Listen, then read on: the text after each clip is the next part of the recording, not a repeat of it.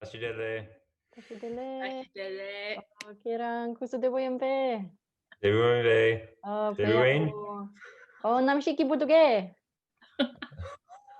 You sound more Mare. Indian. Mare. Kaya mare. Inayang kirangi pe yak poduk. Not that far yet. I just said your Tibetan is very good. Oh, yeah.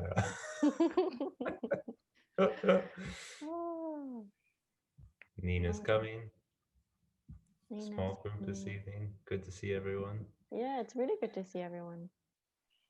Then, as usual, please, if you like to, find yourself a nice and comfortable position with a straight back and the muscles completely relaxed, completely at ease.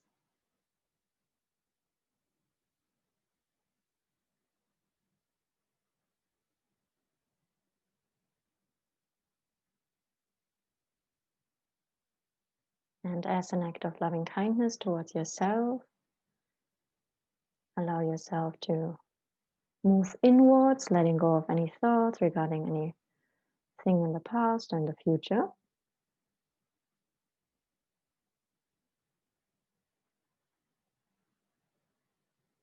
And allow yourself to come to rest into the stillness of the present moment.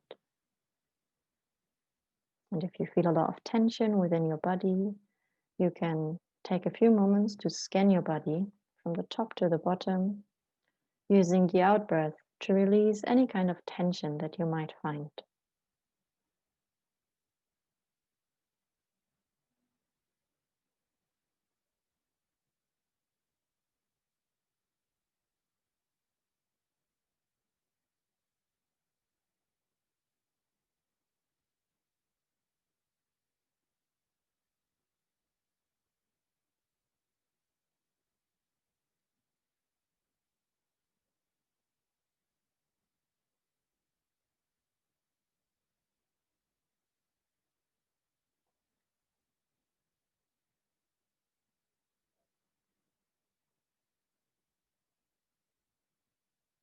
And then, if you like, you can gently open your eyes softly and just rest in the stillness of the present moment, resting in awareness itself. Without even having to do anything particular, allow yourself to just be, and be in that presence, be in that being, be with awareness.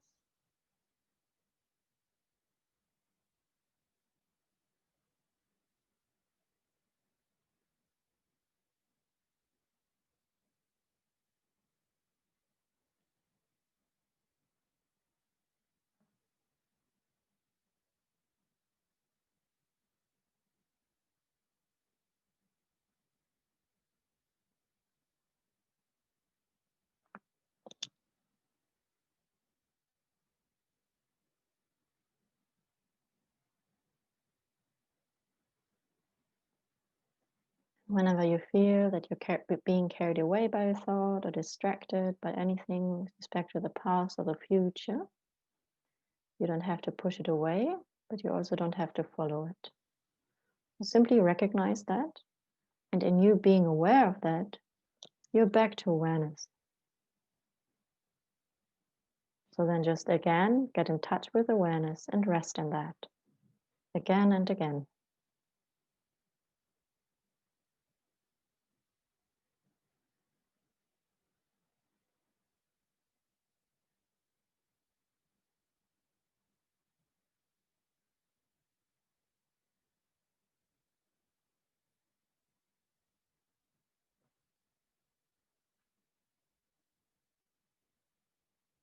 And now we can shift gears a little bit. And this time you can choose whatever object that you would like to focus on, which most evidently comes to you. Might be the breath, it might be sight, forms, shapes, it might be sounds. Choose an object and stay with that for some time, just being aware and the recognition of that object.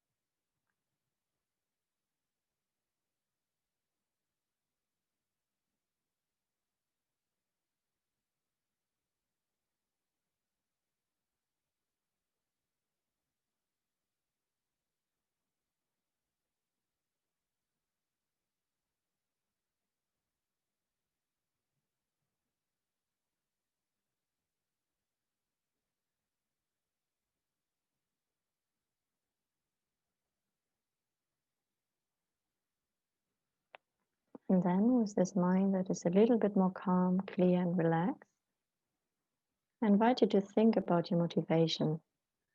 And maybe if you like, you can think about the motivation that you had 8 weeks ago. What was your reason for actually coming here?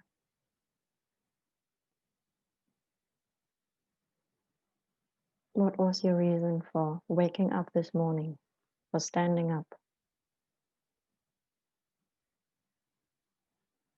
And then think about how can you bring most purpose into your own life.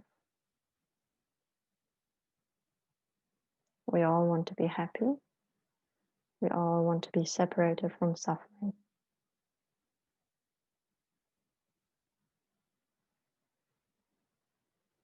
So we can try to open our hearts towards ourselves and others, and thinking about what could actually bring us to that overcoming of suffering, and what could lead us and others to that happiness.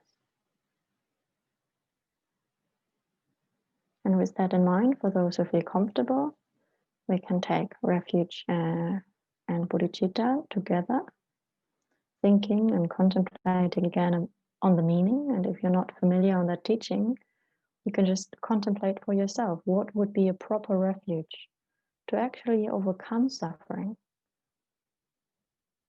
and what would be things that we ourselves can engage in to bring about that result of happiness. We do it twice in English and one time in Tibetan. I go for refuge until I'm enlightened, to the Buddha, Dharma, and Supreme Assembly. By my practice of giving and the other perfections, may I become a Buddha for the benefit of all sentient beings. I go for refuge until I'm enlightened, to the Buddha, Dharma, and Supreme Assembly. By my practice of giving and the other perfections, may I become a Buddha for the benefit of all sentient beings. Sangye Chirang Soge Chonam Ram Changjo Bardu Dani Gyapsu Chi Dagi Jinso Gipe Sonam Gi Dola Panche Sangye Drupa Sho. Then we can also, as the foundation of generating bodhicitta, we can cultivate the 4 immeasurables, reflecting upon the meaning and trying to generate a sincere feeling, a sincere wish and aspiration that this actually takes place, as we have trained in the last 7 weeks. May all sentient beings have happiness and the causes of happiness. And you can send out the light of loving kindness.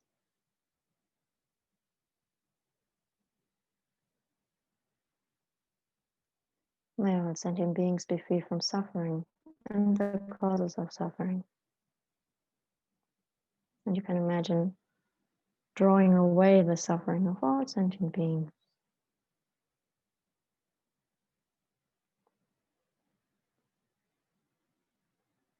May all sentient beings never be separated from the happiness that is free from suffering.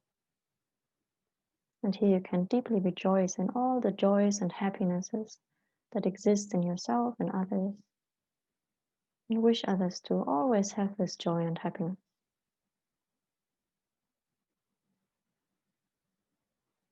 May all sentient beings abide in equanimity, free from attachment to some and hatred to others. And here you can think how everybody is completely equal in wanting to have happiness and wanting to be free from suffering. So in this way, we are all very, very close, trying to generate this feeling of closeness towards every single sentient being that you can think of.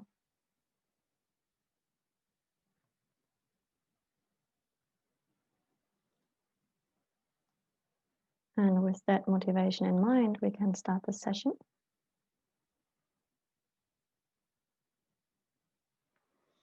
Okay, so beforehand, I would like to invite you again, if there's anything that is very important for you to talk about this last session that we are having together.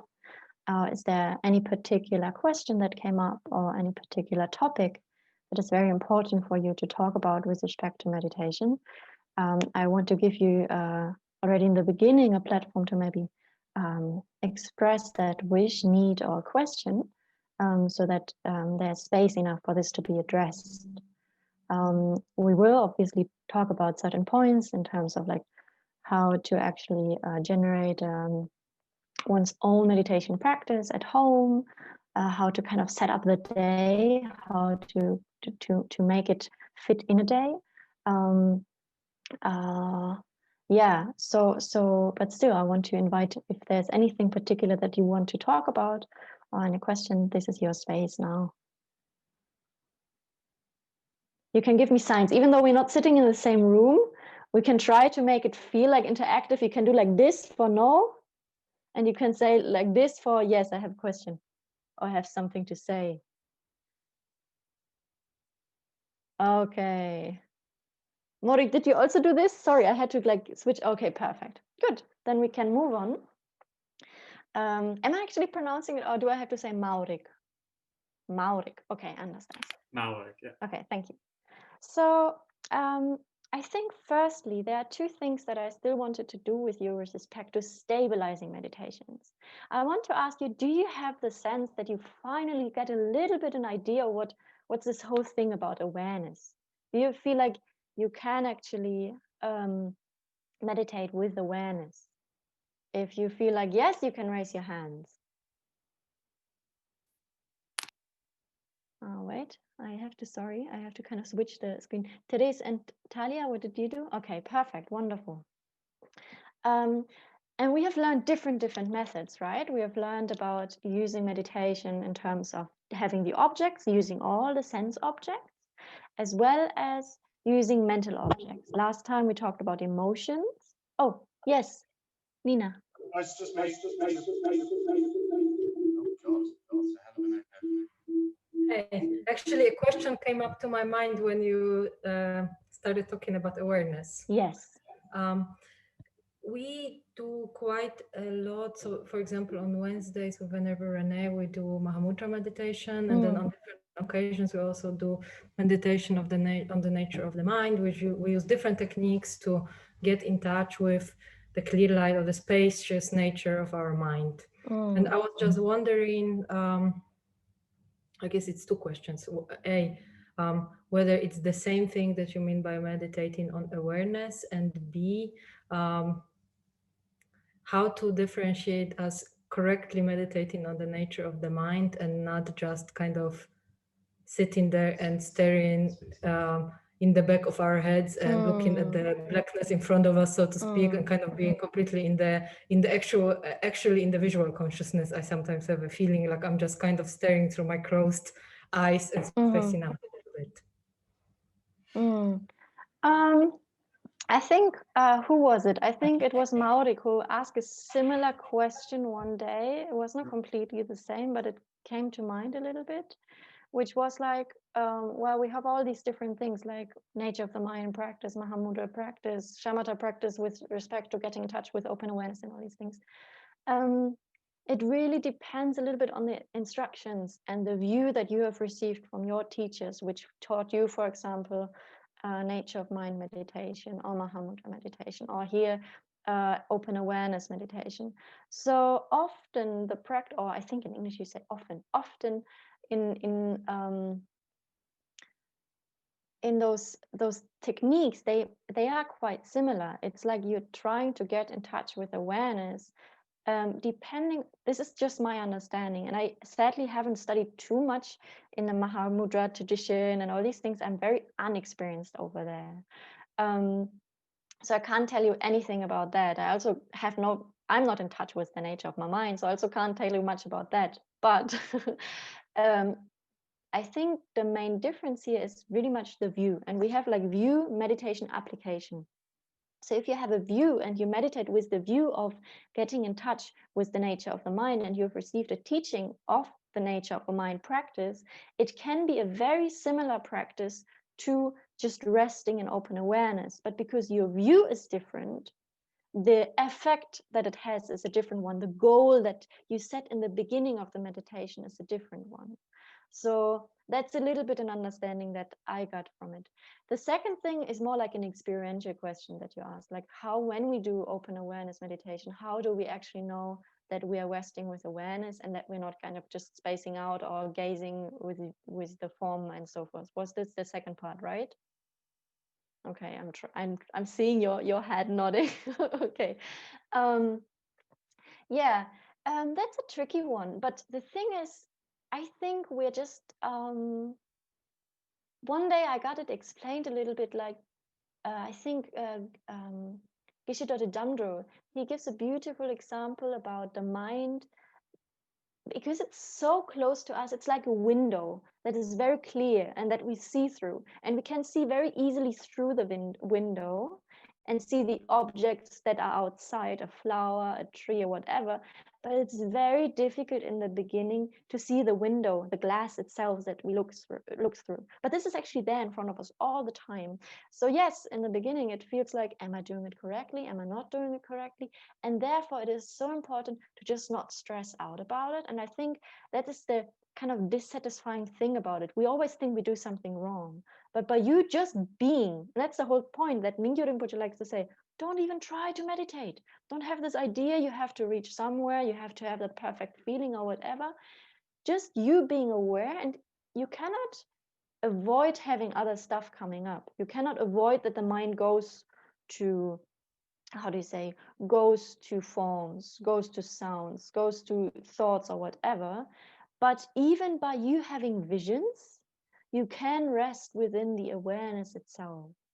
And that feels like fuzzy, right? It feels like it's kind of dissatisfying because we expect there to be something special that we can hold on to. But mind is nothing, like it's not a material thing. So for us, that is difficult to how do you say, to get the grasp at it. But if I ask you a very simple question again, do you know what's awareness? And I ask you, okay, who knows what's awareness? Okay, we play again. Who knows what's awareness? You raise your hand. Who is still not so sure what's awareness? Okay, who has just no idea what's awareness? Right? So everybody who said who knows what's awareness, they raised their hands because at that moment they had the knowing. And what's the definition of awareness? Knowing. If you say, I'm not so sure what's awareness, in that moment you had awareness. It's nothing more special than that. The knowing aspect of the mind is the awareness aspect of the mind. So by you sitting there, just being aware, having visions, having focus on the thoughts or whatever, but since your view here is, I'm doing open awareness practice, and you know that you're doing that, the trying is the actual doing. And the other thing is, very, very short. It's mostly that we're really only in touch with awareness itself, resting with awareness itself. On my personal point, milliseconds. And I'm lost in something else. Sometimes I'm not lost in something else. I'm just having a different object that I'm focusing on, and I'm still in touch with awareness, but I'm not resting in purely open awareness anymore. And that's totally fine. But by us doing it again and again and again and again and again, maybe the frequencies in which you rest in this very little moments might increase. And then slowly, slowly, you might get a more clear idea what is actually open awareness. And one thing that I think I've heard once, it's like what we usually do when we have an object, we focus the mind there on the object, and that helps us because it's very clear. It's very clear that's the object, and then we can come in touch with the mind. Now, when we have no awareness, we have always awareness, but when we have no external object or any kind of object, what we then do is we have the mind and we just turn it to itself, and it's like that there are so many beautiful analogies. It's like a lamp illuminating itself. And this is the ideas that we can try to get the sense, how could this be, but don't search for anything special. By you just being, and a second passes and you are with something else. This moment when you recognize, for example, that you've been lost, this moment of, oh, I've been lost, there you have often mini moments of open awareness. Or when you do thought meditation and there are these gaps, you have a thought, you have another thought, you have another thought, and often in between those thoughts you have little gaps. These are also getting in touch with your own awareness. Was that a little bit touching on your point, or was it completely off the topic? Okay. Huh? Okay, yeah, because you're so far, but I can see. Okay, perfect. Then buon appetito, Romana. Then I want to offer another, perfect, you can choose like a taste meditation later, because I want to offer you one thing which I find very helpful, especially when the mind is very fluttery, when the mind is like all over the place. Sometimes, thank you, Jeff.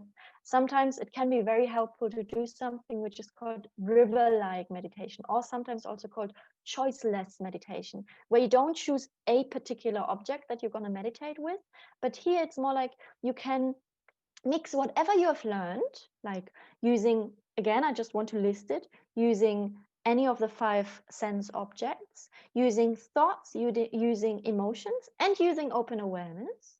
And you can use whatever comes up and whatever appears or comes to you naturally, you can take that as your support for meditation. And here again, the river then can go through different places. It can go through the sound, it can go to thoughts, it can go to whatever. But there's a continuity of this river, which is being the river, right? And that is our awareness. So similarly here now in the river-like meditation, we don't do anything, we don't focus on one particular object. The mind is allowed. So here this time you allow the mind to wander and you see how there's a continuity of awareness. Does this make any sense to you? Okay, should we try? Okay, wonderful. I like it to be interactive. It's kind of funny when you're not in the same room. I kind of have to guess if you're there or not. Okay. Then again, please find yourself a nice and comfortable position.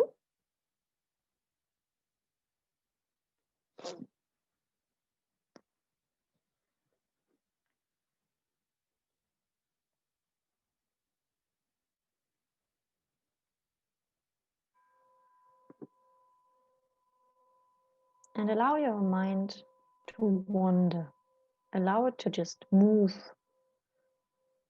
You can use any kind of sense object, any kind of mental object, or if there's no object, you can also just rest in awareness itself. So open your mind to whatever appears.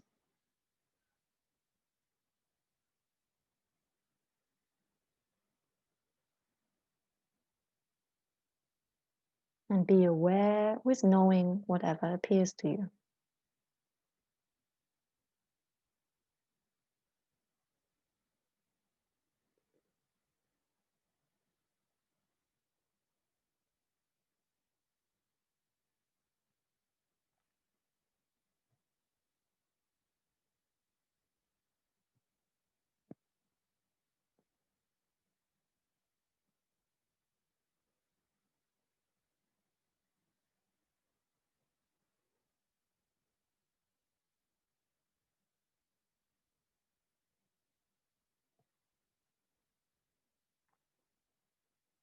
And if you recognize that you've been lost, then in this very moment of recognition, you're back to awareness.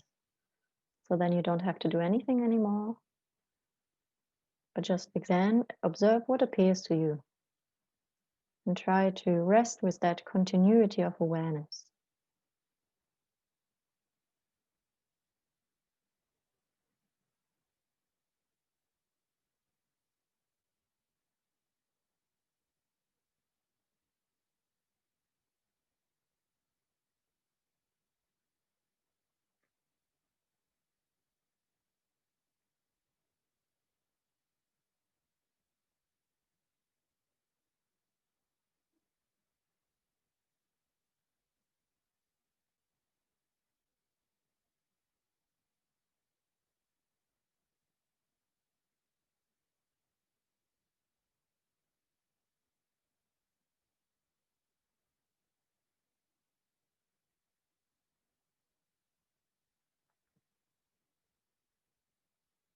In this way, nothing becomes an obstacle to your meditation. Everything can become a support for your meditation. So be happy about whatever appears to you and just be aware of that.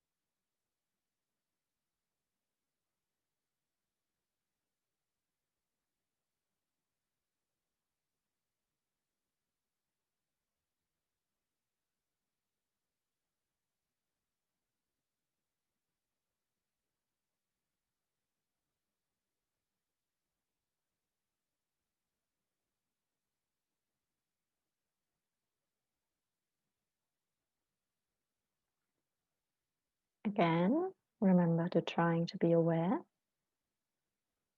about whatever comes. So you can think whatever appears to you, you welcome it. How wonderful. It's a support for my meditation.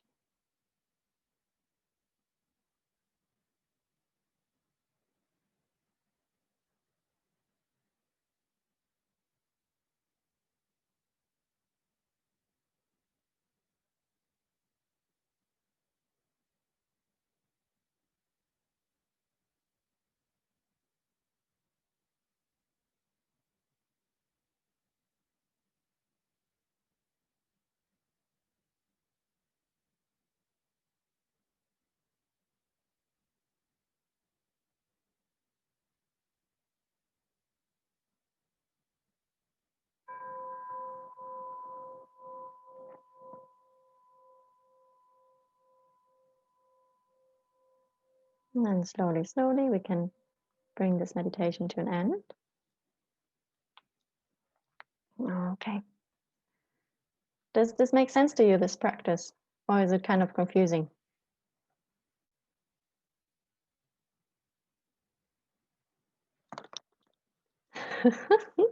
Okay, what's the difference between this and open awareness?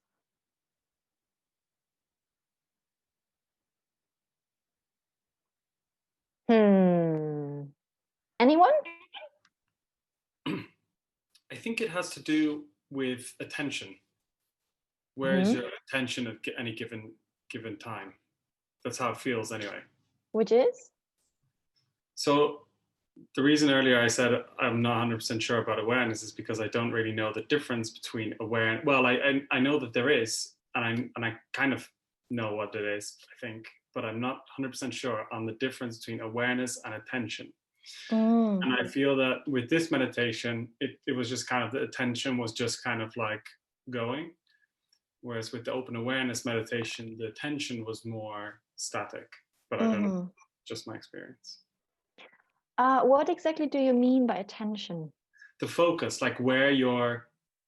You mean the mindfulness? Because attention actually, or mindfulness, is a mental factor that exists with awareness. So awareness is like the bigger group, or the big scale, and then attention is a part of it, a mental factor that exists with it. Yeah, that's what I'm getting at. Okay, so that's interesting.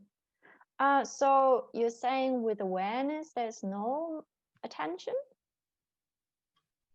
No, when you have open awareness practice? Or what exactly, can you try to specify what you feel? I know it's very difficult, especially with experience. So with the open awareness, it seems that the attention, so the focus of where my attention was on what the, like on the, was more inside, let's say. And and with this meditation, it was outside, if that makes any sense. Okay, yeah. That's how it feels. I don't know. Any experience about that, or any idea what this difference is in your own experience when you meditate on open awareness and meditate river-like practice? Jeff wants to speak too, but I can say that my experience was a little bit that at points where no thoughts were coming up, they were kind of going, and I was kind of following them a little bit, and they just kind of exhausted themselves, or maybe you reminded us to. So I again came back to attention. Then it became for some time something like an open awareness meditation, where indeed the focus was on the awareness itself, and then thought came by. And normally in the open awareness, if I would try to practice concentration or shamatha meditation, let's say using awareness as an object, I would then take my awareness or take myself back consciously back to the awareness, whereas in this meditation I wasn't trying to do that. I just kind of basically flew with the thoughts and then came back to it naturally, more naturally. Okay. That's nice. And do you feel like there's a difference between when you say you're following the thoughts, do you feel like you are actually how do you say following the thoughts because you have no other choice, like usually when we think, right, we run after thought after thought after thought after thought, or do you have to think, okay, they're just thoughts passing by and I'm just following them because now I'm doing thought meditation in a sense? Or like the second option. So it wasn't strong. I wasn't riding, so to speak, on the thought, but more lightly observing and then letting it kind of exhaust itself and coming back. So I think from my perspective, it was a somewhat of a more controlled and lighter way of just kind of, meandering or observing what's going on. Yeah, I mean, all of what you all said, there's nothing wrong. I'm just interested because it's very good to actually sometimes I feel verbalize actually our experiences, try to kind of make it more clear, and also see like we all have different experiences. We all might have fuzzy experience and it might be difficult to express that and so forth. So basically the way that I understood it is in open awareness, you're not looking for anything, you're just being. That's it. And in a river-like meditation or choiceless meditation, you're just open for everything to happen, and then whatever comes, you take that as your object. For example, a lot of thoughts come, wonderful, thought meditation. No thought come, wonderful, I'm resting in open awareness. A lot of, how do you say, sounds come, wonderful, I'm doing now sound meditation. Whereas in open awareness, you're still open to everything that comes, but you're not looking for anything there. You're not looking for the sound. You're not looking for the thoughts. You're just trying, while all of this appearing, you're just trying to stay with being in the present, staying with being in that space of presence, staying with the being itself. This is, that's a little bit the difference. Anything oh no, another thing that I wanted to do another meditation, which is very quick. Sometimes as some of us are still not so clear about meditation and open awareness and what is awareness itself, and how do I know that I'm actually meditating when I'm meditating? If I do open awareness practice, is it just I can do whatever I want and I'm doing it? So since we all have this question, now let's do the opposite. So now instead of trying to focus, trying to be in the presence, trying to do all of that, let's do a get lost meditation. Let's do a zombie meditation. So here, the thing is you forget about being aware. You're just now being like a zombie. So if you're aware, you have to put your hand down and you raise your hand when you're lost. Okay? So you have your hand raised when you're lost, and you move your hand down when you are aware. Okay? Are you ready? We're going to do it for, how do you say, 1 minute. Okay, let me check my time here and do it for 1 minute. Okay. Okay, you ready? So now I count down from 3, 2, 1. Be like a zombie. Have no awareness whatsoever and get lost as much as you can. And whenever you're lost, please have your hand up. Whenever you have awareness, please put your hand down.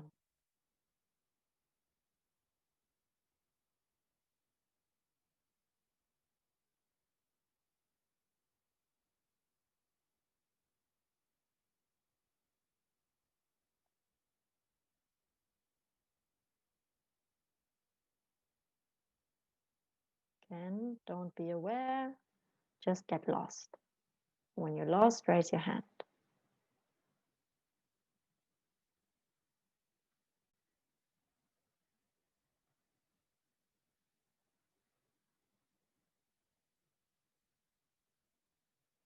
Five seconds, be completely lost.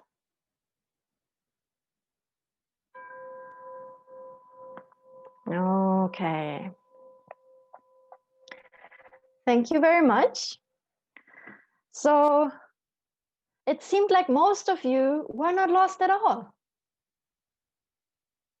So here you can see that you can find awareness within everything, even though you think that you're lost. And this is for me very helpful. Sometimes when I myself forget the meaning of what's awareness, I do this meditation, because then you know again what's awareness. It's nothing more than that. You had the whole time awareness because you didn't raise your hands. Does this make sense to you, what we just did? It's like reversed psychology. We are unsure about what's awareness, and then when we have like when we think we're lost, we raise our hands. But if we raise our hands when we're lost, that means we're not lost, because we're aware, right? We're raising our hands. Okay, Talia, you unmuted yourself. Yes, so I just like to share. This is probably the most effective meditation I've done on awareness, because the fact that you have to think, do I want to raise my hand? You're already aware. So then you stay with that awareness because you remember that you have to, like the whole time I was trying to remember when, don't forget to raise my hand. And that, because I get lost all the time. So the fact that I had to remember to raise my hand keeps that awareness intact. So that's, I thought that was quite a tricky way to trick the mind. It's quite wonderful. I really like that as well, especially when I'm super unsure. As you said, like if I get lost so much, I said, okay, then let me take, there's really, and this is the wonderful thing, there's nothing that we have to be afraid of in this world if we know how to use it. That means there's no obstacle towards our meditation. Even getting lost can become an object of our meditation, can become a support for our meditation. So if we can do that in meditation, and that's the whole point, right? We all want to be happy. So we want to be able to take these tools in our day-to-day lives. So how, when we are getting lost in our negative emotions, in our anger, in our frustration, in our sadness, in our anxieties, in our jealousy, in our, I don't know, fear, whatever emotions that you're going through or situations that you're going through. Well, am I being lost? Yes. Oh, I'm having awareness. Oh, right. Wonderful. Object of meditation. Nothing that we have to be afraid of. So there's so many wonderful objects that can appear in our lives. And the great yogis in the past that try to, or even in the present, that try to really go for the most difficult things in order to train their minds. And for them, there we can also see how suffering, or things that cause us suffering, are very subjective. We think, oh dear, somebody stole my car, how horrible. Or can anybody share any problem? It doesn't have to be very personal. We don't want to, expose yourself. But any problem that you have been experiencing during this week, any problem.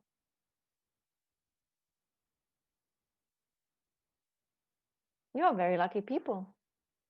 No problem at all. My tooth removed yesterday. Ah, right, right.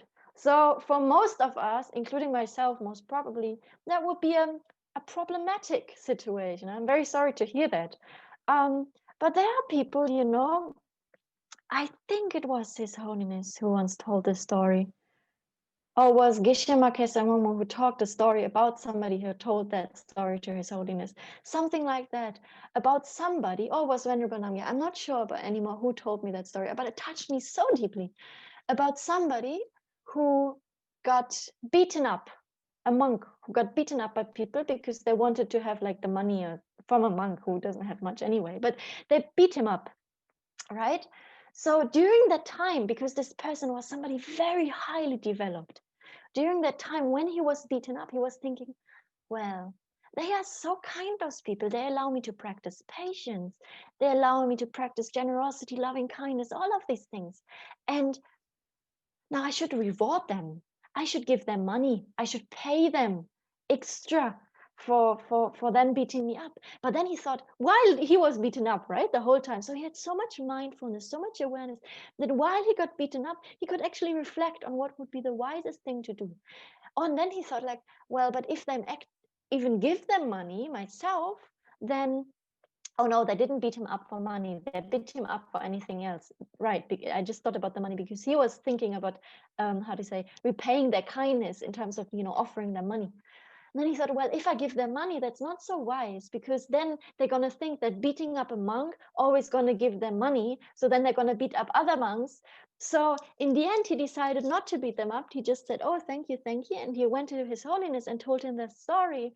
And I think His Holiness was just laughing and jokingly said, you should have given them the money, you know, but just think about how much we can actually train our minds. You know, these are ordinary people. They're not ordinary people anymore, but most probably they have been training their minds so much that they actually reached this state of mind where they feel genuine gratitude when somebody, you know, causes you physical pain. Whereas us, oh dear, you know, for example, the tooth got removed. Also, 2 years ago, I had to get removed all my 4 wisdom teeth. And I had so much, I had 13, actually more than 13 teeth had to be removed from my mouth. And in the beginning, I said, oh dear, I don't like that. And then also 2 years ago, I had also the teeth being removed. And I tried to do that. I even asked you, maybe we could do it without anesthesia. But then I recognized I'm not like them, you know, I can't. So I got anesthesia. But still, I was thinking like, could be an opportunity for practice. We could do pain meditation now. We could do like this meditation now. And so the more we do those practices in meditation ourselves, then the less we have to be afraid about whatever appears to us in our day-to-day lives, because we can use everything in our meditation as our meditation experience. Then now, is there any question still with respect to stabilizing meditation? Do you feel like you know how to build up a session of stabilizing meditation for yourself? If yes, you raise your hand. Oh, wait, I have to move to the side. Nicholas, Fabio, and Maurik, what did you do? I couldn't see. Okay. Wonderful. Then now comes the way more difficult thing. And I think this was something that Christina really wanted to talk about. I'm sorry that she's not here right now, but maybe she will hear the recording later. I don't know. Then how do we actually integrate all of this in our day-to-day lives? And how do we set up an analytical meditation by ourselves? And this I myself struggled a lot with, because it's always nice when you're in a course and somebody guides you. But then when you're back home, you're like, I can't do meditation on any particular topic. I can't do analytical meditations. How do I do that without somebody actually sitting in front of me and telling me, now you think about that, now you think about that? Do you relate to that? I certainly still do sometimes, right? So I'm trying today to maybe think a little bit more about that. So in order to do that, I again want to say maybe quickly what is actually analytical meditation. So analytical meditation is you choose a topic or choose a state of mind that you would like to cultivate within yourself, or a state of mind that you not necessarily want to cultivate, but want to recognize that exists within your mind. For example, loving kindness, for example, compassion, for example, empathetic joy, like the gratitude sense, the joyful sense when you feel down, or for example, the state of equanimity. Again, what we've just been touching on 4 topics mainly in our analytical meditations, but there's a range of different topics which you can study in the Lamrim, which you can study when you're studying on emptiness, on wisdom topics, of impermanence, on death. There's so many topics. So this is just the beginning of analytical meditations. But the way that analytical meditations in general work is like that. You choose a topic and you pick that before you start your meditation. Otherwise, it becomes, the mind then becomes very wavery, and we need to kind of have a clear idea. Okay, for the next 10 minutes, I want to cultivate that state of mind. Then the best would be, for example, here now we have been actually talking about those 4 immeasurables, what they are. So we try to study the topic. What does this actually mean? And then you look through, for example, what you can do here, you look through the notes. And then there are 2 ways. Often what I did, especially in the beginning, is I just listen to the same recordings again and again and again, up until a point where I basically had the same instructions memorized in my own mind, so that I could just by my own self, can you say that? By myself, thank you. By myself, could just kind of give myself the same instructions. But for that, you need to listen to those again and again. In the beginning, you can't expect yourself to just do it by yourself alone.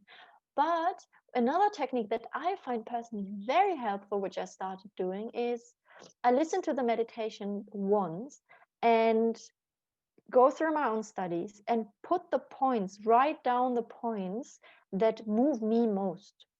For example, when I try to meditate on compassion, for me personally, it helps often when I think about somebody very close and there's a particular person in my life, that immediately by me thinking about that person, there comes the sense of compassion. There comes the sense of, oh, may you be really free from that suffering, mental suffering and physical suffering. May you just be free from that. May I do whatever I can to relieve yourself from that. So you put down the main points. You write them down in front of you and have a timer next to you. That's also very important. And you can have like short reminders. There are many meditation apps that you can use, but you can also just use like an alarm clock, which are not too distracting, harsh sound. Like it shouldn't be like, when you're like shaking and afraid. So choose something soft, but short reminders that give you like a reminder when you get just very lost. But for me, it's very helpful when I actually have the meditation main points written in front of me. And I think especially in the first and the second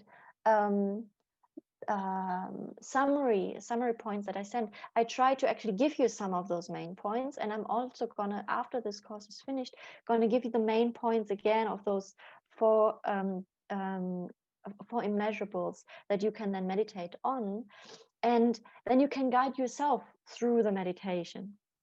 And then the main important thing here is that analytical meditation, in order to do it correctly, it actually is an alternating meditation with stabilizing meditation. So what we do is you reflect on a certain topic, go through the reasoning or go through the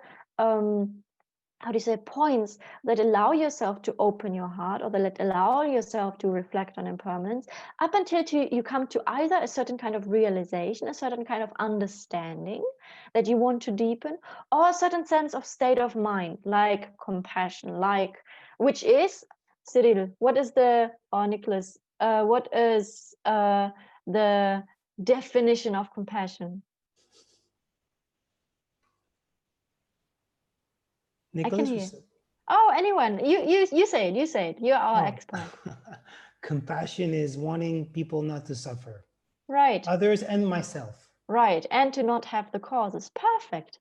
So we have this strong aspiration. So once this comes up in your mind, then you don't have to analyze anymore. Then you don't have to go through the reason why, because everybody wants to be free from suffering. Once you have that actually arising in your mind, you stop analyzing and you place your mind single-pointedly onto that.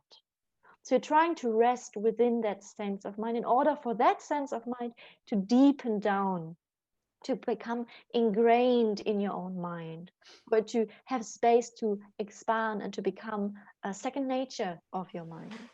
And when then you get lost again and you still have time to meditate, then when you recognize, oh, I'm becoming fuzzy, the feeling or the aspiration in this sense deceases, then again you go back to the reflection, oh, why do I want everybody, or why do I want this particular person to be free from suffering?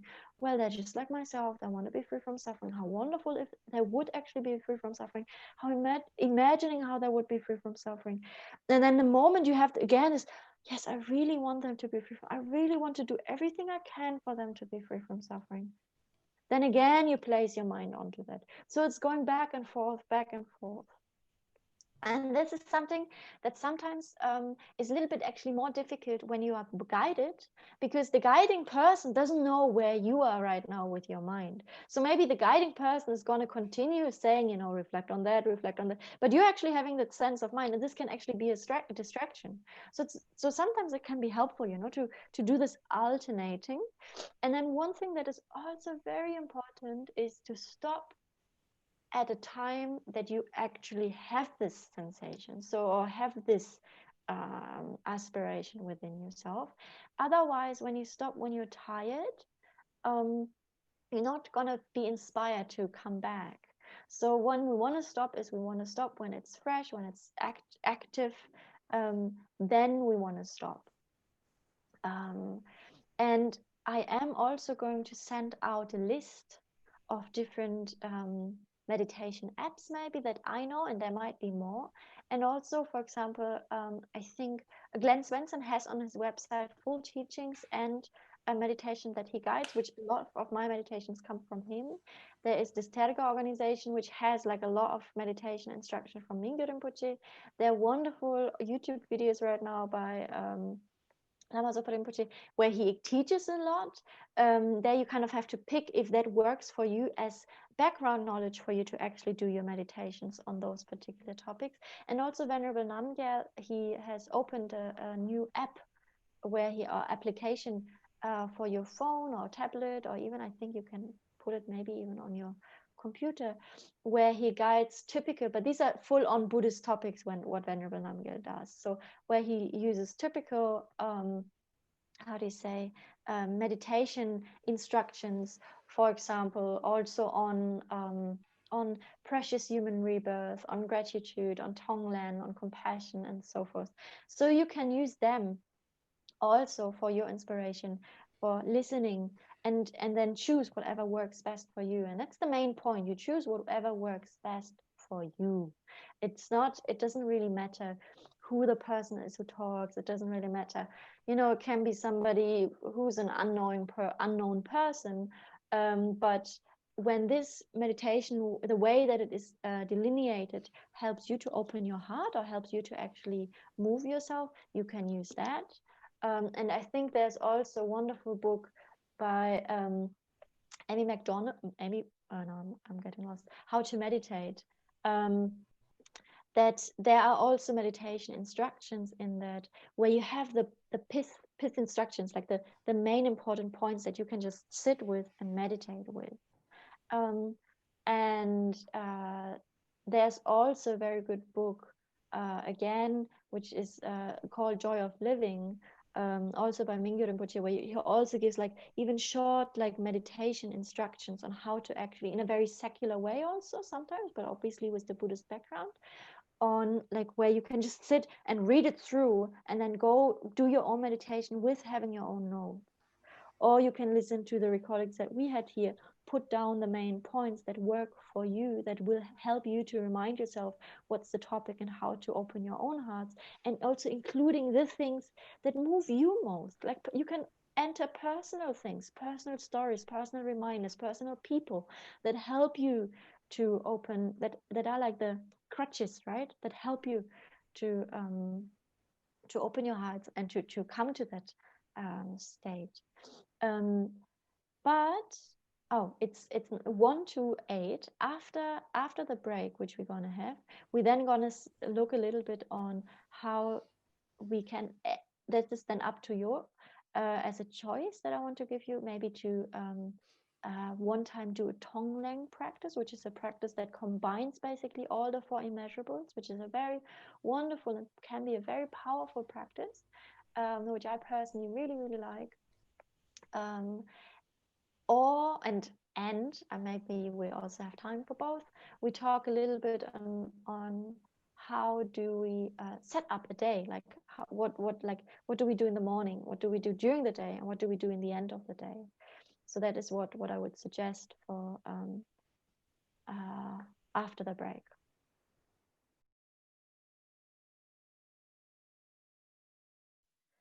Okay. So in order, maybe a short question is, would you like to first have a little review on what we've done, and then think about the setup, and then try to finish the whole session with the Tonglen meditation, if we have time for that? Or is your preference to first learn the Tonglen meditation and then think about setting up a day and going about that and the review? So who is for option number 1? Raise hands. 1, 2. Who is for option number 2? 1, 2, 3, 4. Okay, what was option number 2? Set up the day. First, Tonglen. Okay, wonderful. So who of you have already done a Tonglen meditation? 1, 2, 3, 4, 5, 6, 7, 8, 9, something like that. Okay. So maybe in order to talk about Tonglen, first of all, it's the Tibetan word for giving and taking. It's one of the wonderful techniques to transform our self-cherishing mind, our self-absorbed mind, into a mind that opens up to others and actually removes this clinging to the self. And not only that, but also opening up to others. We have been talking about the 4 immeasurables, and therefore the foundation for that practice of Tonglen. What we do here is actually it's in a set of 5 that this is explained, and usually the first way, or the first step to coming to Tonglen is trying to equalize self with others. Basically understanding, oh, everybody is the same as me, is wishing to have happiness and wishing to be free from suffering. There you have the 4th immeasurable. You have the immeasurable, or the 4th practice of qualities that we want to develop to an immeasurable extent, which is equanimity, understanding everybody is just like myself and wanting to be free from suffering, wanting to have happiness. And then the second thing is, in order to having even an interest in doing that practice, we want to reflect on what are the disadvantages of self-cherishing.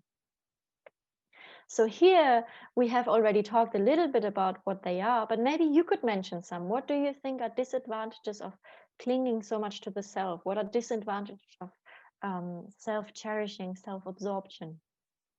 Go ahead, throw in whatever comes to your mind. You hurt other people? You hurt other people?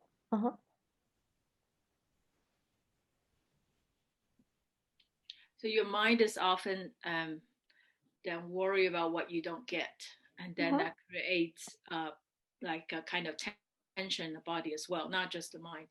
Right. So if we're obsessed about my suffering, we have like fear, anxiety, stress, and all these other things coming up, definitely. What else? Creating more attachment. Creating more attachment. So which comes from the obsessive mind thinking, I want my own happiness. So then we have more attachment, we have cravings. The opposite of what Talia just said earlier, right? Yes, Nina. No friends. No friends. Well, there are some people who seem to be like so famous and amazing, so they buy friends, but these are not real friends, right? So yeah. So lonely, right? Being lonely. What else?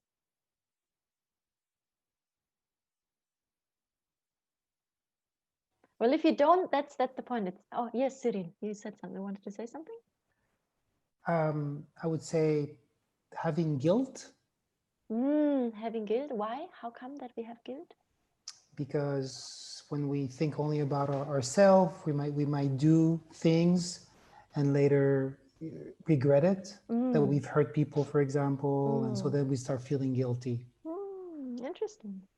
But actually, I hear from your answers already that you're already thinking about others, because your answers were with respect to others, right? Oh, you're harming others. So that actually means you're concerned about others. If you're truly selfish only about yourself, it's like, I don't mind about them, but still, you're right.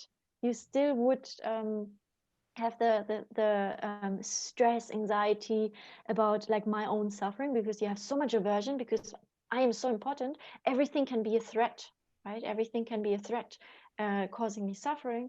Or you're so obsessed with my happiness, my whatever, that you create a lot of tension, a lot of a craving, and then through craving and expectation, as we said earlier, what happens with attachment, it is a picture that is unrealistic, and this unrealistic picture then starts to crumble, and then we suffer a lot. So it's very important that we reflect on what is this what sorry, what is this what is the self-cherishing? Why is it so harmful? Because if we don't have a clear idea, we might have too strong resistance of actually wanting to overcome that wanting to overcome that self-absorption. And then one more thing, what I find is, if we have this very strong sense of self-importance, then, as you said, Cyril, we have a very less respect for others, which then again leads us to competitiveness, to arrogance, which then, as Nina said, makes us in the end alone, because nobody wants to be hanging out with somebody that, makes others feel bad. Then what's the third step? The third step is, and there again, I want to invite you in your own day-to-day lives, see, where am I actually self-cherishing, and how does this mind of self-cherishing in that situations cause me suffering in the end? So think about this question: where in my day-to-day lives during the week, every day, maybe pick one moment where you have had actually self-cherishing, and then see how that actually created an unhappiness state of mind for yourself. And the third point that we go through in order to actually come to the Tonglen practice is, well, what are the advantages of cherishing others? Can you say here some others, some things that come to your mind? What could be advantages? If there's so much disadvantages for self-cherishing, what could be advantages of cherishing others instead?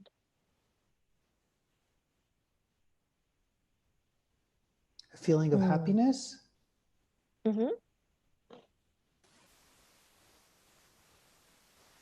Peace of mind.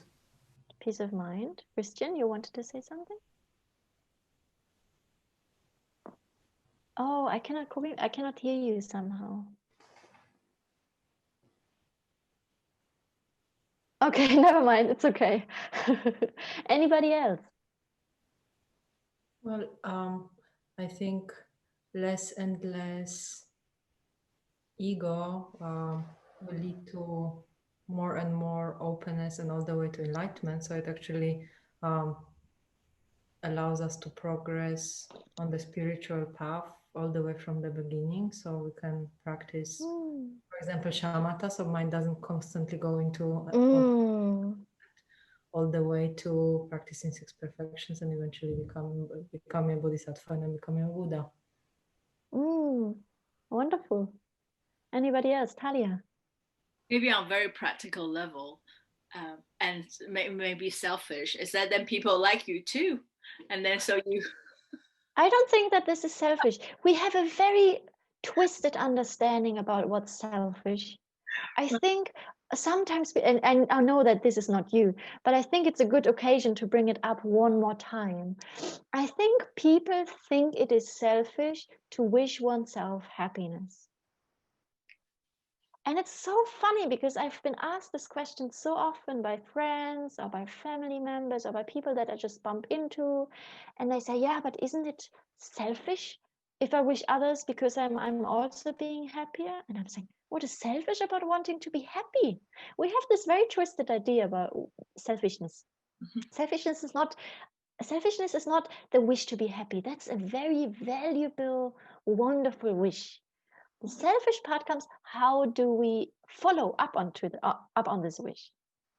But yes, it's all right. We become more friendly to people. So people usually, if not karma is ripening and stuff like that, which can happen, people might often be more likely to be friendly to us as well.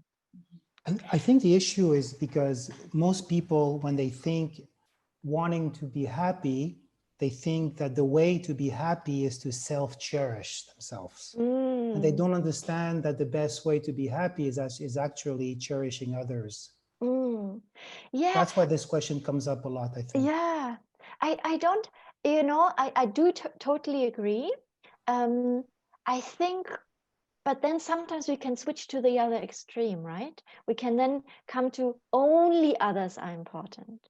And then we've totally jumped one step ahead. We forgot the first most important step is I want to cherish myself in the sense of not self-cherishing as we usually say it here, but in a sense of I also, like everybody else, I'm not more important, but I'm also not less important. I belong to all sentient beings. So, and if I don't know how this aspiration feels towards myself, I will not really be able to generate that aspiration for others. So, but I totally agree. Often people think wishing oneself to be happy would be going against wishing others to be happy. Yeah, I totally agree. Anything else that anybody wants to say? Also, it's just the opposite. If you're not obsessed so much about my suffering, that means you have a lack of fear, anxiety, stress, loneliness, because it doesn't really matter so much. You're not so tight on that. Similarly, if you're not so obsessed with your own happiness, you have a lack of an absence of craving and therefore an absence of frustration, disappointment, dissatisfaction, and so forth. And if you're not exaggerating the sense of self, you have more respect to others, therefore it's easier to generate friendships, harmony, and so forth, less competitiveness, less jealousy, arrogance, and so forth. And therefore it just becomes very easier to generate loving kindness and compassion. And there's a beautiful quote by Shantideva, which I really like a lot, which is, whatever joy there is in the world, all comes from desire. And this is like a difficult word, because sometimes people think desire is necessarily something bad. It doesn't have to be. All comes from desiring others to be happy. And whatever suffering there is in the world, all comes from desiring myself to be happy. So I really like to take this to your mind. And here again, the desiring myself to be happy. We talked about two types of happiness. Here it's mainly referring to the first type of happiness, meaning the temporal short-term pleasure.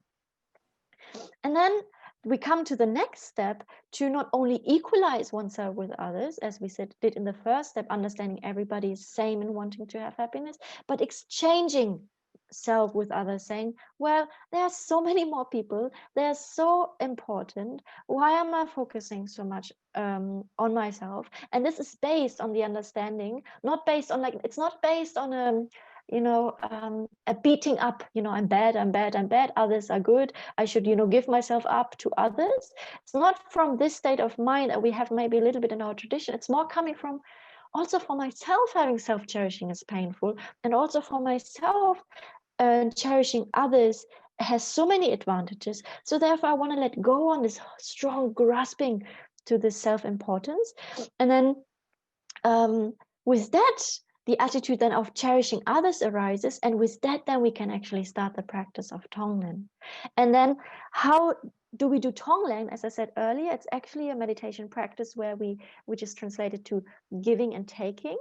And what do we take in the first place? We take with compassion the suffering from the the person that we're doing it with. And here again, we want to do it in stages. First friends or ourselves, actually first step, then friends, strangers or neutral people, some difficult people, and then to everybody.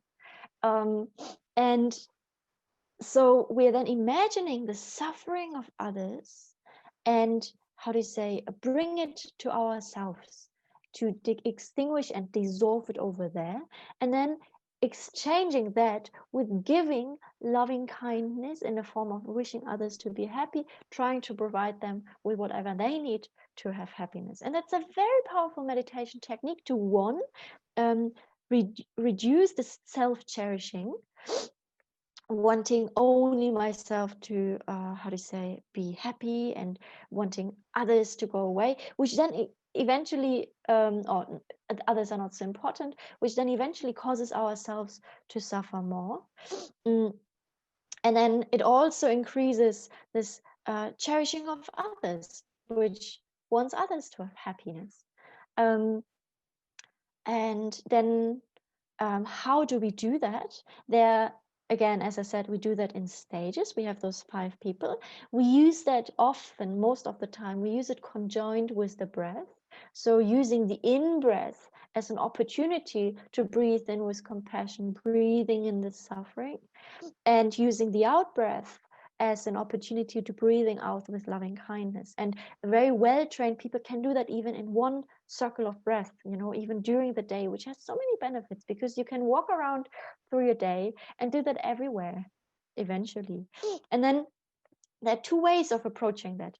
You often, there either you have this idea of you imagining the self-cherishing as like a black hard rock, which is in the center of your chest at the middle of the heart, and by drawing in that black smoke, imagine the suffering of the other person in the form of black smoke, you draw it in up to a point where it completely bursts out that self-cherishing, which was like a covering this purity of the mind, which is actually in the nature of loving kindness and compassion, wisdom and awareness and capabilities.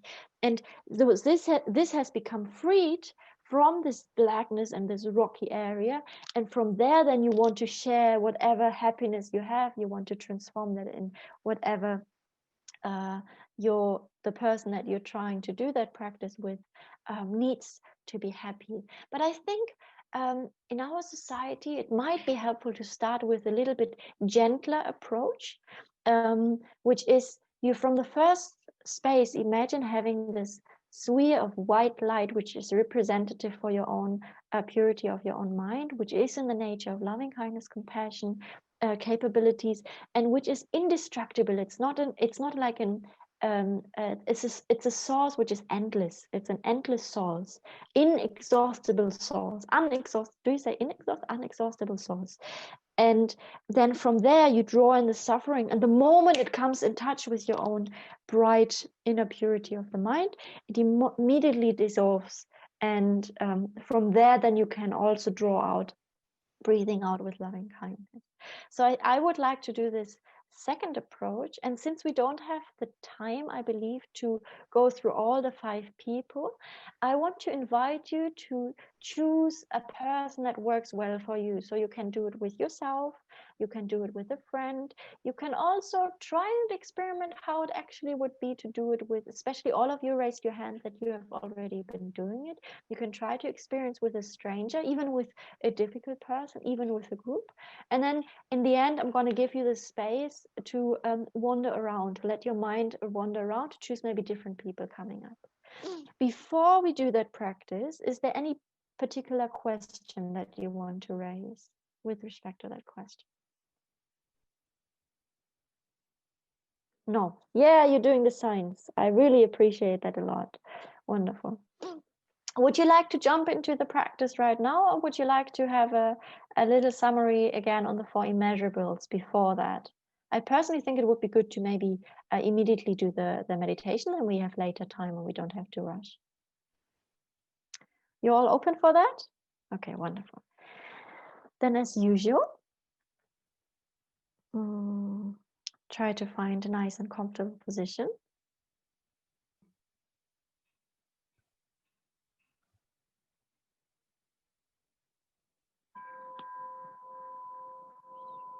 And as always, we begin by preparing the body, having a straight back and the body completely relaxed and at ease.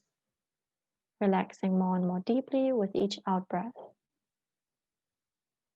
Breathing naturally and effortlessly.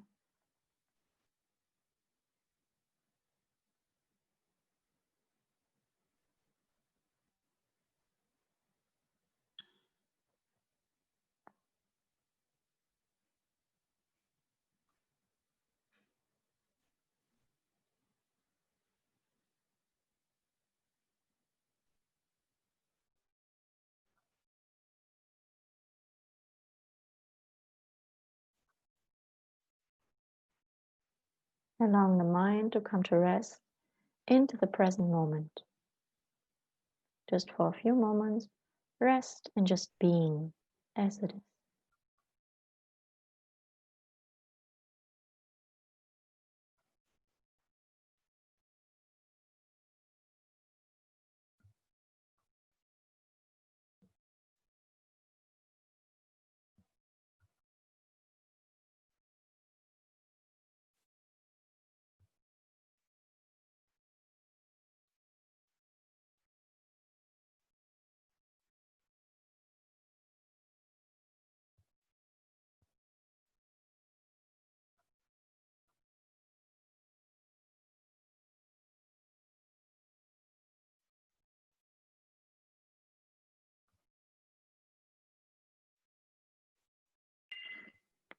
And then we begin the Tonglen practice by imagining the inner purity of our own mind as a small, white, radiant sphere of light at the center of your chest, at the level of your heart.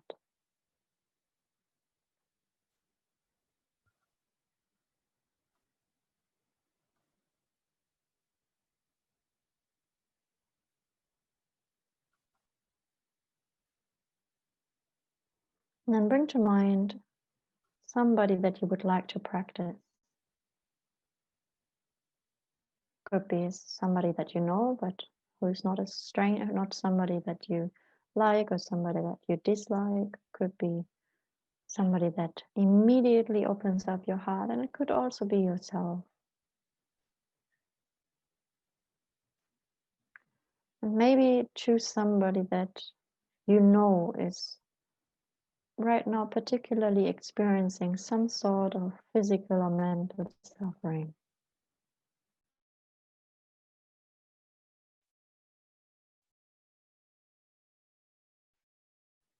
And then try to visualize them clearly in front of you and arouse the thought, how wonderful it would be if they were free of all problems and suffering. And you can direct it to them, looking in their eyes.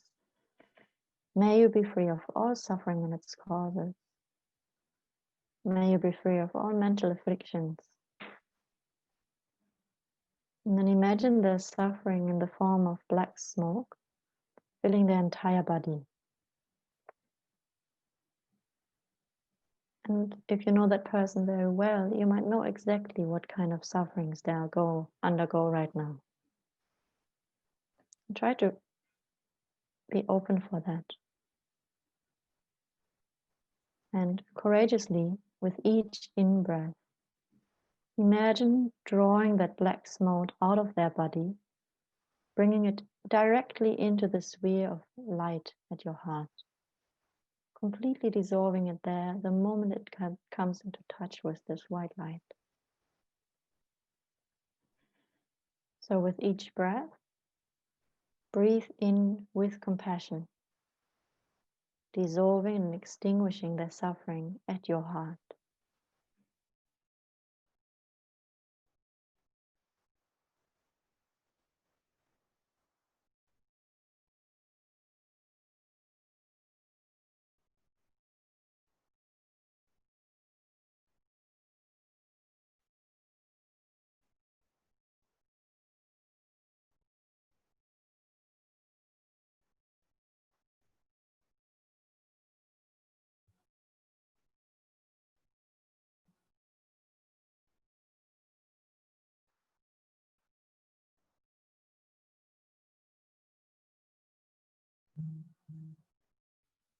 So each time when you draw that black smoke in, it becomes less and less in the other person. And take maybe a few more breaths, making sure that everything is completely extinguished.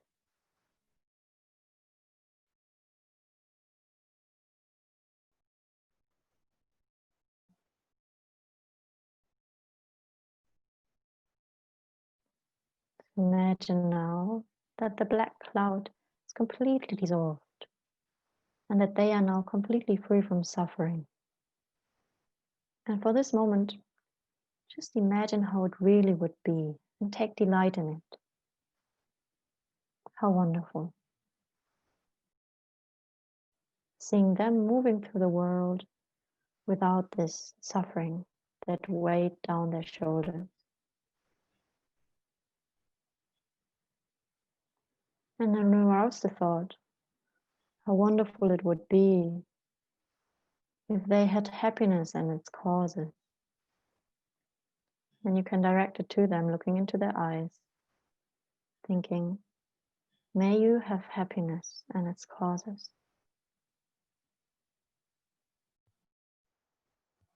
And if you know this person very well, you might know exactly what they wish to have mentally as well as physically, materially,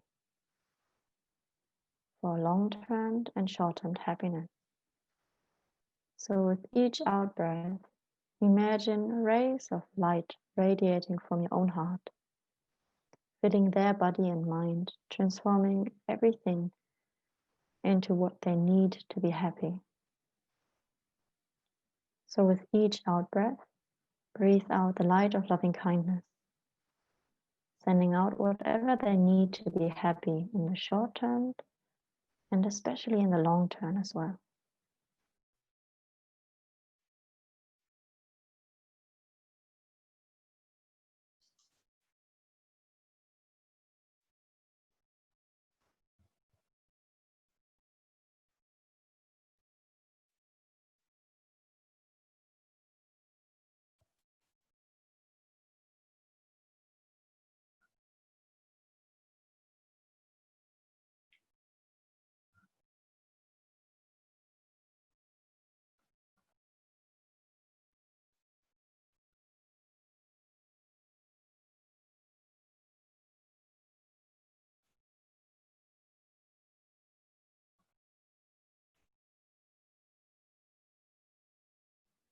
With each out-breath, they become happier and happier, and you can see it in their eyes. So again, be happy about that.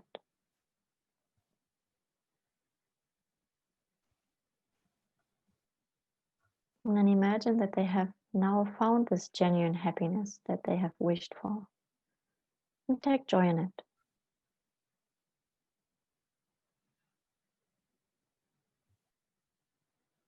How wonderful.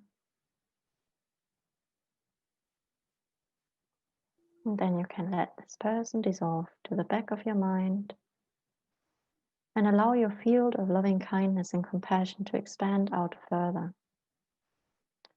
Allow your mind to move around, and whoever comes to your mind, whether it's a friend, stranger, a difficult person, or even a whole group, attend to them. Attend to each and everybody who comes to your mind. May you be free from all suffering and its causes. May you be truly well and happy. And you can take your own time and your own rhythm to do that, taking suffering and giving happiness practice.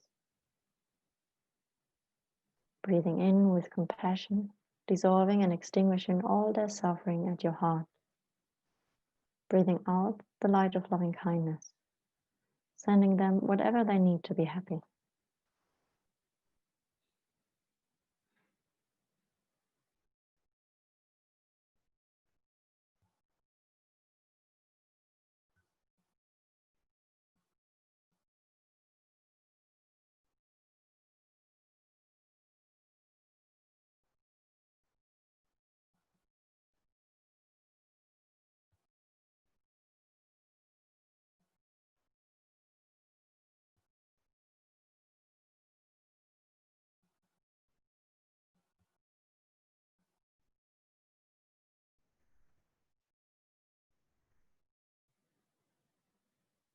And no matter how much darkness that is drawn in, it is all extinguished without a trace.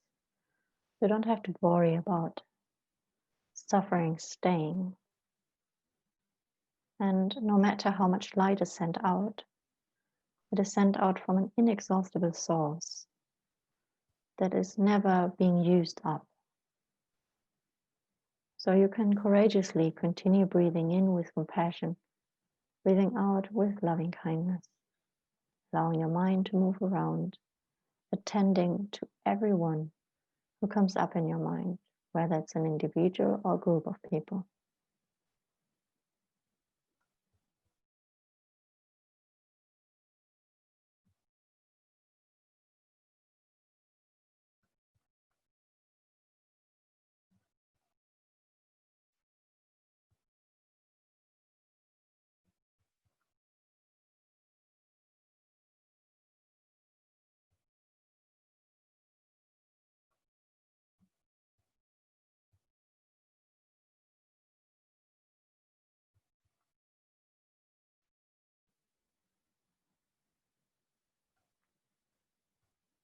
And then gently release all appearances, and for a few moments allowing the mind to come to rest, resting in this inner purity of the mind, which has the nature of loving kindness and compassion.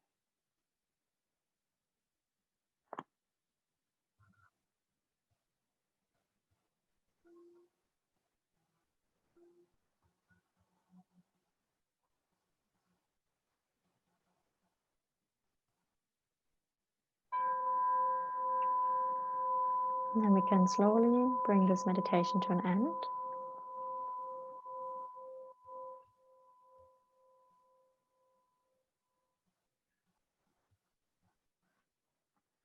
Okay. Thank you very much.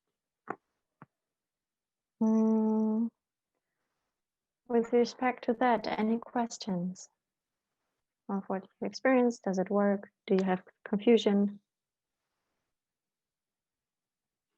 Okay. Then I would like to summarize up what we've been talking about, and want to one more time say that here we're trying to practice in a holistic approach. So we don't only want to practice shamatha or only heart opening practice, but the best thing that we want to do is we have as the basis, we have stabilizing practices. And then we want to develop the two wings, meaning the wisdom wing and the compassion wing.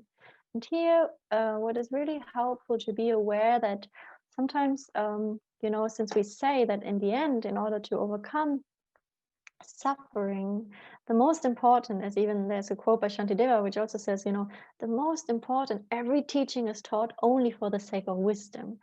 But this doesn't mean that the other things are less important. But wisdom, meaning the wisdom that overcomes the idea of non-dependence, which believes in something independently to exist.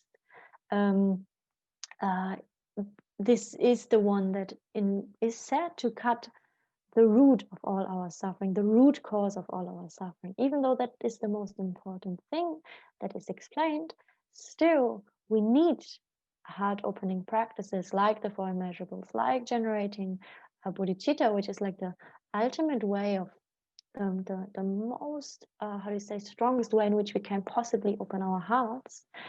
For that, we need to do those heart-opening practices. So we want to cultivate both. And here, as an example, we've been talking about those four: loving kindness, compassion, empathetic joy, and equanimity. I have been doing an equanimity meditation with you once in the beginning of a session. I think it was in the beginning of last session, without you actually really knowing that I've been doing it. And it's sometimes like a tricky one, because I think with the talk, never mind, maybe that's not so skillful.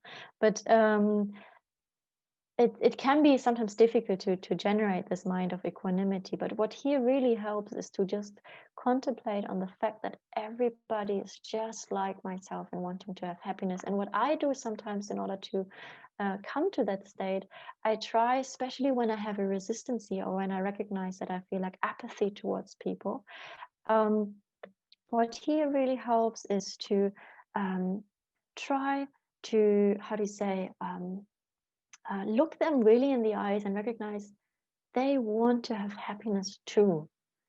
This is the basic core, and I know how that feels. This is why it's so important to also get in touch to our own wish to having happiness and being free from suffering, because then you can relate to others. So if loving kindness, which then we need to know, what is happiness, what are the causes of happiness, and how to cultivate the causes of happiness. This is what we've talked about. Then we looked at compassion, which here was, okay, suffering, where we said, well, we want to be free from the 3 types of suffering: free from pain, free from the attachment to pleasures, suffering of change, as well as free from the potential for suffering even to arise. Then how to eliminate, what are the causes, right? And then we said, well, the main causes were these 3 main poisons, or the 3 main mental afflictions that we talk usually about, which is attachment, aversion, and ignorance. And then we are eliminating this ignorance, which is the root cause of all of them, through wisdom, which then with the intention to helping others to do so likewise. And then empathetic joy here is so important, I think, especially for us here, which basically means you focus also on the positive aspects, which brings this balance. Usually our society is so much drawn to negative, news. It's very helpful to try to achieve this balanced state when we look at positive things and deeply rejoice in that. How wonderful, how wonderful. And then equanimity, as I said earlier, is the foundation of all the other 3, to come to a space of actually making it immeasurable in order to overcome attachment, and to overcome this is my friend because they do as I wish. It's not my friend because they are such a lovely person in general and I want them to be happy. It's my friend because they do as I want. And then apathy, well, they don't really are related to me, so I don't really care. And trying to overcome also aversion, where they do something. They're not bad people because they're bad people, but they're bad people because they do something against me, right? So this is how this works. So in order to overcome that, equanimity is very important. And in order to develop that sense of closeness to everyone, we are all equal in wanting to have happiness and wanting to be free from suffering. And then one thing that I want to do with you, I want to show you something. I hope that you can all see that. Can you see that? I can't see you anymore, but I hope that you can still see me. Okay, can some, okay, because I can't see you at the moment, it would be helpful if you now speak. So here in this, can you also see the mouse? Yes. Yeah. Okay, wonderful. So I want to draw a little connection between those 4 immeasurables, which can be very helpful in our day-to-day lives. So let's say we try to generate loving kindness. We said there is something which is called a near enemy, meaning something that seems to be like loving kindness, this wish and aspiration for others to have happiness and the causes of happiness, as well as ourselves, which is this attachment, which actually is a mental factor that sees an object as attractive, exaggerates the object's attractiveness, and then wishes to possess and hold on to that. So what do we do when we have that? Then it's very important to go to equanimity, right? Recognizing, oh, well, nobody is like more special than others. Nobody is more bad than others, and nobody is unimportant. Everybody is exactly the same in wanting to have happiness and wanting to be free from suffering.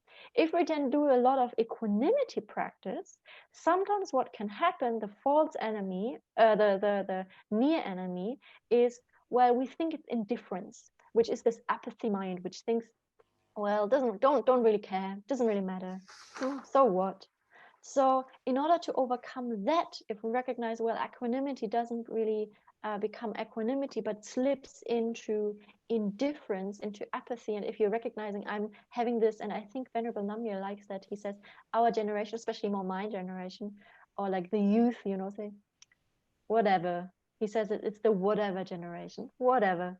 You know, if we get this kind of sense of mind with respect to people, when you're not even touched anymore, when you go through a street and see beggars suffering in the cold that is coming at the moment, then you move to compassion, where, wow, these are beings that are really suffering. What is this suffering? I have suffering myself. I want them to be free from suffering.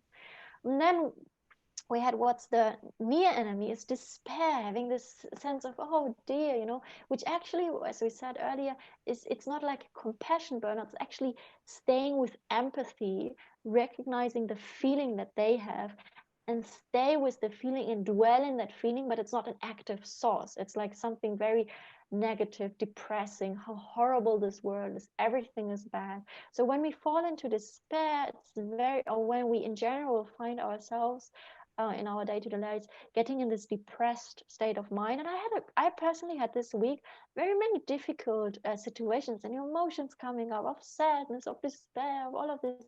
Then I recognize, oh, I need to do empathetic joy. You know, I'm just like you in these things. And then I choose this and think, oh, what do I have to focus on? What would help me now? Empathetic joy, just rejoicing in all the good that there is within me, within the world, within the people. There is a lot. There is so much beauty, just rejoicing. And rejoicing is one of the best antidotes towards jealousy. And we talked about that. How would you feel if somebody would come in the room and give everyone, I don't know, 100 francs but you? Then it would be the time to rejoice. How wonderful, how wonderful, how wonderful. You would get all the benefit.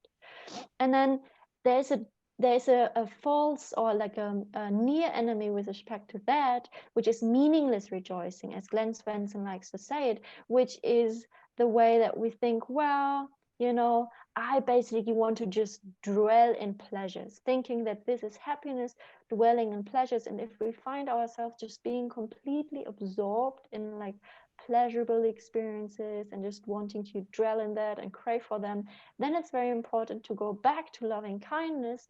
And loving kindness, remembering what is actually happiness. We need to understand what is happiness in order to generate loving kindness. So then we come back to, I want genuine happiness. I don't only want this short-term, not lasting happiness that's going to give me suffering in the end again. So that's something I personally find very helpful for my own practice, to look at this chart and see, where am I right now and what do I need? So it's kind of a guideline. Does this chart make sense to you?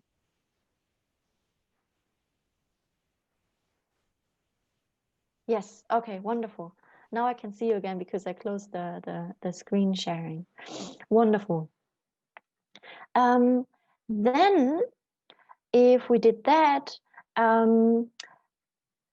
I would like to give short way of how can we integrate these in our day-to-day lives. And there are three main things here which I keep repeating. Is we have the view, meaning the understanding of what compassion is. We do the meditation, and then the application. And the application is very important. It's like, you know, it's the same with physical exercise or with food. You know what's healthy, you do the healthy food, or you know how to cook it, but then you don't eat it, and then you eat all the junk food. Or you know that exercise is good, you know, and you feel good after doing it, but you don't do it regularly. So here the application is, how do we apply it on our day-to-day lives? So, and here we want to actually cultivate it to an immeasurable sense. But what we have is like not immeasurable. We say, yes, all sentient beings, but not that neighbor right now, which is knocking at my door and doesn't let me sleep. Then you lost your immeasurable quality. So another thing that can be really, really helpful, especially with respect to difficult people, as well as people that we're really attracted to and that we have lots of craving to, is avoiding cognitive fusion. Does anybody remember what's cognitive fusion?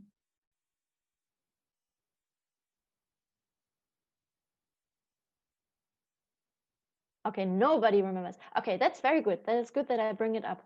Cognitive fusion means that you see an object or a person, let's say, and let's say a person does something bad. Or like we hear it often in school, right? Bad boy, bad girl. We point the finger and said, you did something bad. So what we want to do, we want to avoid that and separate the action from the person. So what we usually do often, we cognitively, meaning in our mind, fuse them together, making them one. So meaning when somebody did something so-called bad, we label them bad person. This is what we want to separate and say, okay, that is a person who's just like myself, who wants to be happy and wants to be free from suffering. But this person did a bad action. And we can go in certain stages, in certain situations, when we have all the skills, when we are calm and so forth, we can actually address the negative behavior, but we don't have to fight against a negative person, because people are just people who want him to be happy, who want to be free from suffering. So we want to try to avoid that. Then, as I said earlier, Tonglen is a synthesis of the four immeasurables. So that is something that can also be very helpful to trying to apply into your day-to-day lives. How? Especially it's helpful when you know that you're going to meet a person or like a difficult situation, meaning, I don't know, with your boss or with employees or with your parents or with family members or notary or whoever, and you feel tensed about it. Before you go or while going to them, try to do Tonglen and see how that will affect the way that you're going to interact with the people. And then another thing that here also with respect to cognitive fusion and approaching situations, there's some line that I try to repeatedly implement into my mind, which is Shantideva's thought of, if you can do something, what's the matter of getting upset? Just do it. If you cannot do it, something, what's the matter of getting upset? You can't do anything anyways. So sorry, there's right now my flatmate who's talking. Can you hear him very loudly? Okay, that's good. So that's something that I also would like to, give you as a thought. And then one thing that I also, before we stop in 3 minutes, how to set up a day. Here, if you think and separate the day into morning, during the day, and evening, it's very helpful if you do find inspired, very helpful to trying to do first thing that you wake up, before you even have to, get out of the bed and do everything perfectly, sit in meditation. Just think of, why do I get out of bed? What's my motivation? And as His Holiness the Dalai Lama suggests, to say, every day, think as you wake up, I'm going to benefit others as much as I can. So if you have that as your motivation, it's going to have a very big effect on your mind, on the way that you behave to others, and slowly that becomes something very natural to you. And then in the morning, often the mind is a little bit more calm, so then it's encouraged to do a shamatha practice in whatever time works well for you. So it's encouraged to have a session of mindfulness shamatha practice, which might help you. And also, if you want, set a topic that you choose for that day. For example, today I want to work with loving kindness. Today I want to work with compassion. Today I want to work with joy. Today I want to work with equanimity. For example, these are now the 4. Or I want to work with Tonglen. So that can be helpful. And if you learn, obviously, wisdom topics, you can use them as well. And then during the day, we can do 2 things. You can try to have this mindfulness, trying to be observant of what's happening within your mind, instead of being reactive, being responsive, meaning you choose in order to immediately react. You see what's going on, and thereby you have a freedom to choose how you want to respond.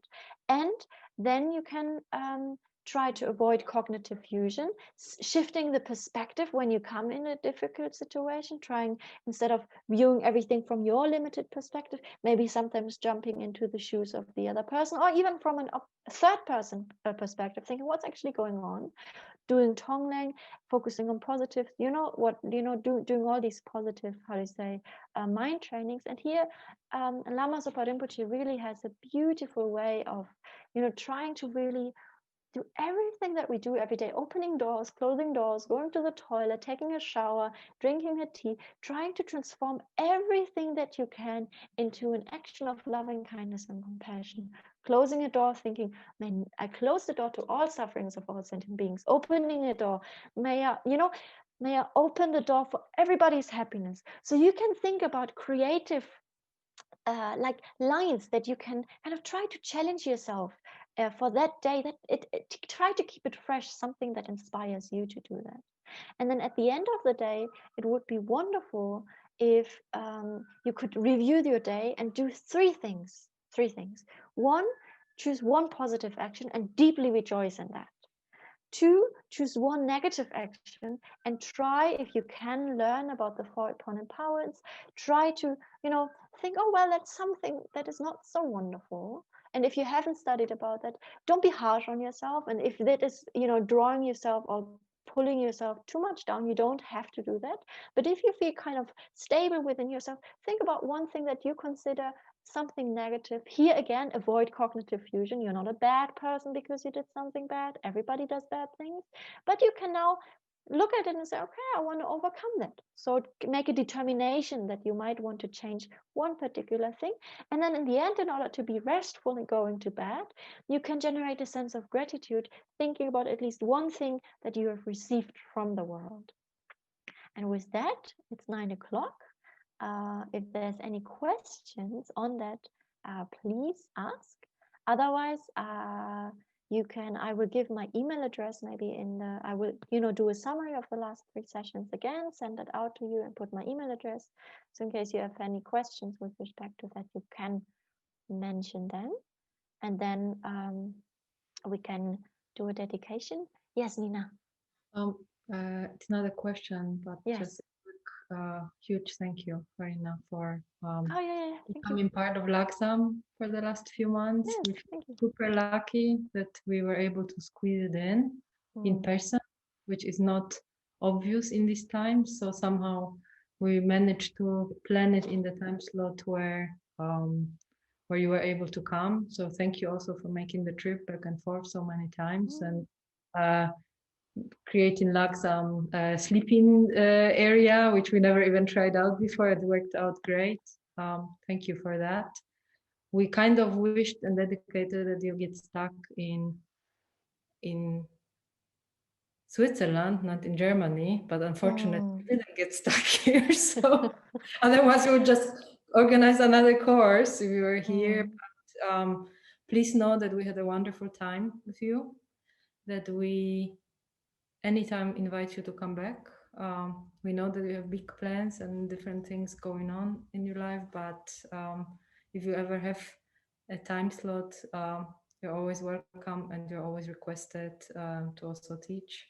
And I think I'm speaking for all of us. We all learned something new about meditation and got new inspiration to meditate. So thank you very, very much for everything. Good luck on everything that you do. I hope we'll stay in touch and I hope that you will come back and teach again. Thank you very much. Also from my side, it's a very pleasure. I'm really, really fascinated how many young people here are. It's very, very rare, especially in Europe. I've been in some places, not in order to do some sharings or something like that, but in general, I've been to some places in Europe. You're really a special group, and I'm really, really joyful to be part of that group. And I feel just like yourself, like being part of this group. And so thank you so much for allowing me to be inspired by so many people of you, because you're really an inspiration for me, everybody. So thank you very much. Nina, would you like to lead the dedication then? Maybe that would be nice. Well, you catch me on the You don't have to. If you don't feel comfortable, I can also do it. I was just inviting you. If you would like. Let's do it. Okay, I can do it, I hope.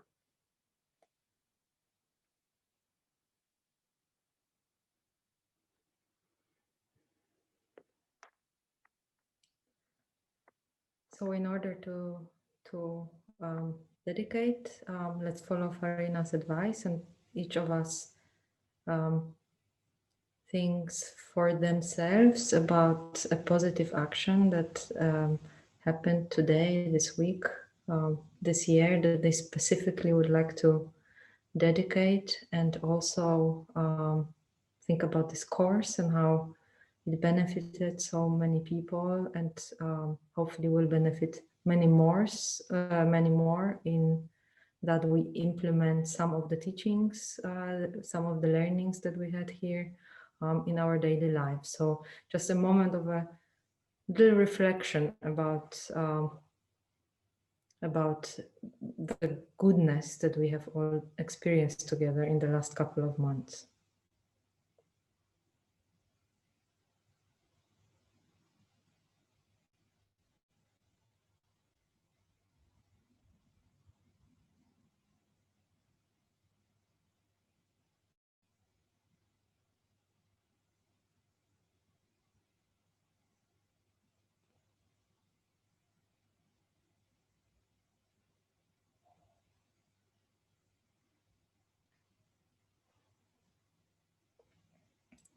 And in Lamrim teachings, one can learn that if we don't dedicate a positive action, positive deed, it dries out like a drop would dry out on a stone. But dedication toward enlightenment for all sentient beings adds this drop into the ocean of goodness and makes it inexhaustible.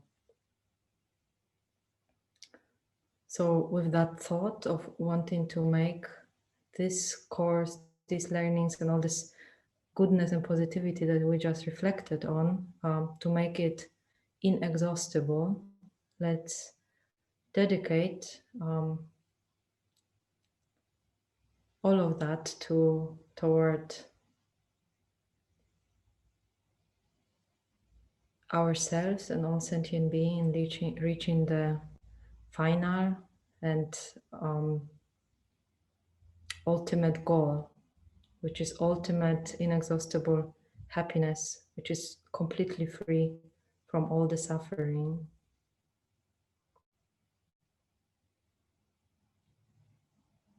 And may this course lead us personally onto our paths, and may we continue walking the path until we reach enlightenment for the benefit of others.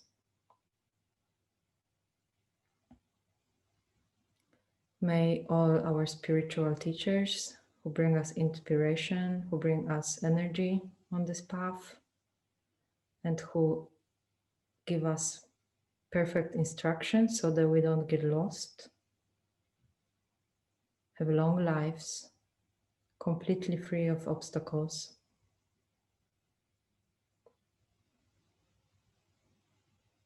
And may all their plans and also our personal spiritual plans be fulfilled.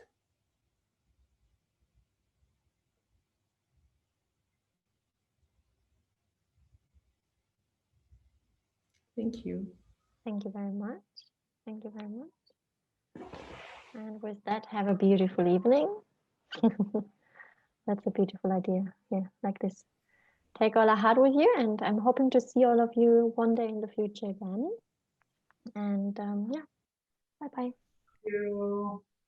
Thank you. Thank you so much. Thank you. And big thanks to Talia and all Yes. the AXA volunteers for organizing this course. It's a lot of work, especially with Faina being on site, and Talia did such a good job. Everybody who posted it online and cleaned the center, which we didn't use as much as we hoped for, and everything. Thank you guys. We could not do it alone, so it's a big teamwork to make this happen. Thank you. Thank you so much. It's so true.